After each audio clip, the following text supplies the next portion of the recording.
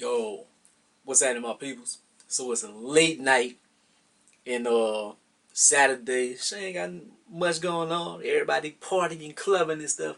Not me. I'm in the crib.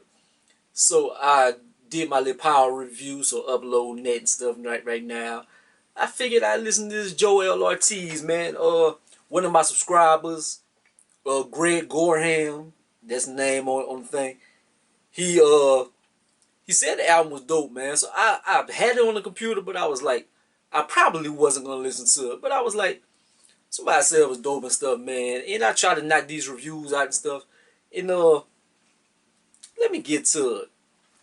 I never was too big on Joell Ortiz. He used to wreck the ciphers and stuff like that. I knew he could rap, but like I was in kind of. I never got into Slaughterhouse, but I always been a big Joe Budden fan. And then I like kind of Royce the 5'9". So Joell Ortiz and Crooked Eye kind of always got just set to the side. They could rap their ass off, but I never really followed them too much. But I decided to listen to this Joell Ortiz tonight. And he's had songs that I liked before, but I don't know, I just never just got into his music. But anyways, decided to listen to this Joell Ortiz Monday. So this is 12 songs, 39 minutes. This shit pretty good, man. It starts off track 1, Monday. It's just talking, it's just setting the tone for the album and stuff. Like Monday is a day that starts off the week. Get ready to get your grind on or whatever. Number 2, Captain. Bunch of dope punchlines on there. Basically, a theme of the album is he sang on a lot of songs, like with the punchlines and stuff, about how he's not really getting the credit he deserves and stuff. And how he in this song right here, he kind of talking about how he perfecting his craft, how he was trying to keep up with the hoes and stuff like that. In these new MCs and stuff, like they just mumbling and shit, like they don't not doing nothing. They mumbling and getting on the radio and stuff. So that's this song. It sounds good though. It's a dope track. Number 3, Sip Slow. And the hook reminds me of Kanye West's Drive Slow. It's not exactly the same, but it is an interpolation of it. But it's a chill boom bap kind of beat. He kind of rapping about how cold he is, but he's not really getting like a radio play and shit. But he ain't tripping on it. And the bars are on point. Number 4, Champion. The beat is a barbaric kind of chant, and it's just repeating. It's like a loop over and over. This barbaric kind of chant, and it's just a bunch of bars. Like you just barring it up. Number 5, Anxiety. Nice guitar backdrop kind of beat and stuff. And he talking about how anxiety has affected his life, his battles with anxiety throughout his years and stuff. So it's some good stories and stuff that he's telling on here, like how he's going in and how anxiety played a part in his life. Number 6, Same Time.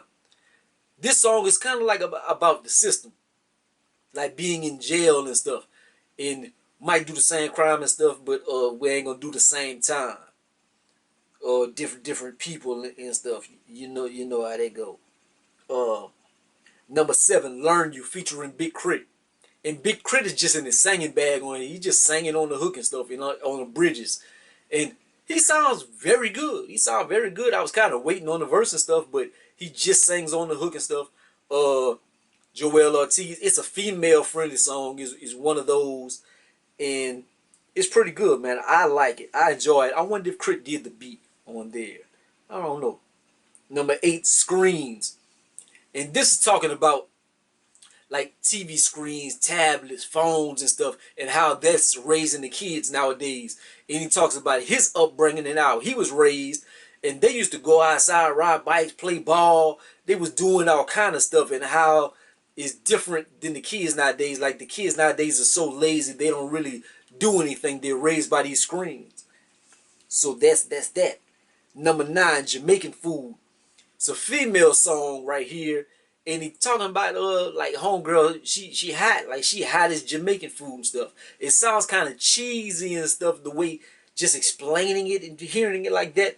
But when you hear like the metaphors and the bars and the beat and stuff, it's pretty good. Number 10, before hip hop. Like he kind of talking about his life before rap and stuff, like talking about all the gangster shit that he was taking part of before he picked up the microphone and all that.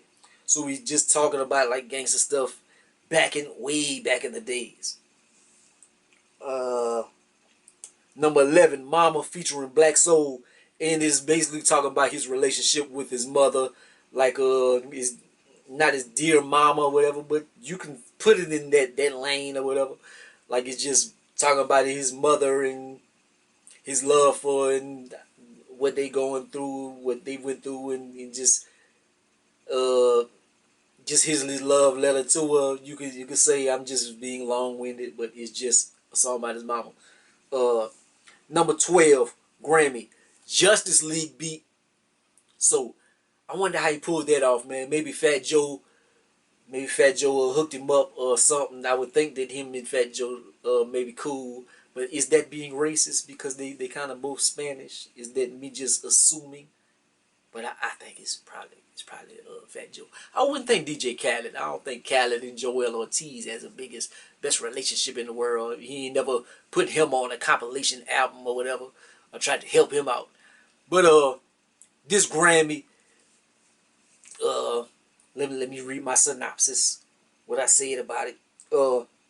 He may not ever win a Grammy, but he's taking care of his family and stuff. And then he talks about like all the big things that he doing that people would never know. How he going to these different countries and performing and selling out different crowds and stuff, and people coming up to him and this and that and that. But he still will never get his props. But it doesn't validate him. That doesn't validate him. All the other shit he's doing, that's what validates him. A Grammy doesn't validate him. So that's how the album ends off.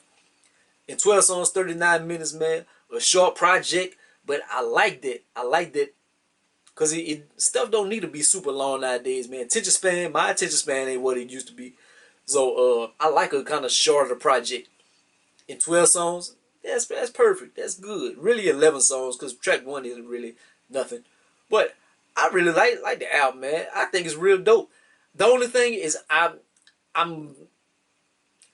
might not come back to it a lot and listen to it because I just never been like a big Joell Ortiz fan. But it's a solid project. It's dope. Shit, I get this like a 8.5 out of 10. I was gonna give it a 9, but they got some songs where he's not really talking about too much. Like he's just boring, but he's not really saying a lot with like as far as story wise or whatever. But he's putting together these words real nice. But it's very dope, man. I definitely tell you to check it out. I'm gonna try to break out of my pattern, and I'm gonna try to listen to this more, man. I really like this. As far as like a rapper, like I try to be, like this is something good to listen to, like as far as just like study good lyricists to keep your pen sharp as well and stuff. So I like this project. 8.5 out of 10. Like, comment, subscribe, gonna be greatest of the most. Hey man, holla at your boy. Peace out.